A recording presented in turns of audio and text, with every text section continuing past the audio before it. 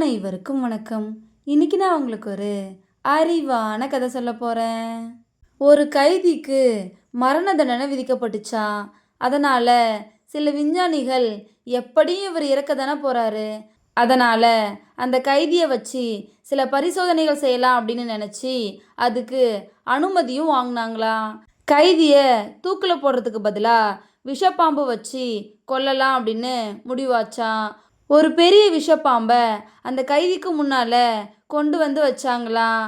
அதுக்கப்புறம் அந்த கைதியோட கண்களை இறுக்கமா மூடி கைதியை நாற்காலியில் உட்கார வச்சு அந்த பாம்போட வாயை கட்டி அந்த கைதி மேலே விட்டாங்களாம்.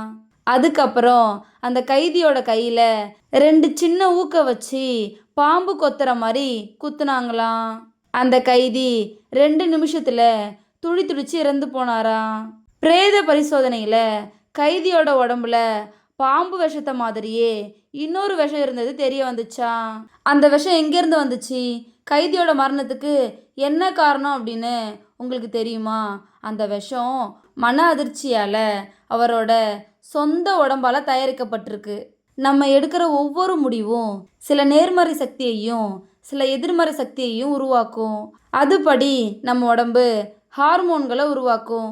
90% நோய்க்கு மூல காரணமே நம்மளோட எதிர்மறை எண்ணங்கள் தான். நேர்மறை எண்ணங்கள் வச்சுருந்தாலே நோய் எதிர்ப்பு சக்தி அதிகரிக்கும். அதை தான் இந்த கதை நமக்கு சொல்லுது. இந்த கதை உங்கள் எல்லாருக்கும் பிடிச்சிருக்கும் நம்புகிறேன். இன்னொரு அழகான கதையில் நாளைக்கு சந்திப்போம். நன்றி.